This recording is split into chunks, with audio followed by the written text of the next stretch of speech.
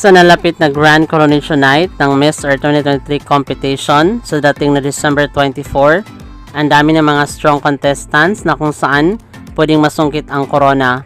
Kasama ang kinatawan ng bansang Albania, kasama din ang maladyosang ganda ng bansang Netherlands, Indonesia, Philippines, Thailand. Di rin nagpapahuli ang mga kinatawan ng bansang Vietnam, Korea, Bangladesh, Puerto Rico at Colombia. Ano kayang maging placement nila dito sa competition at sino ang mananalo sa Miss Earth 2023? Maraming salamat sa panonood. Para maging updated ka, huwag kalimutang mag-subscribe.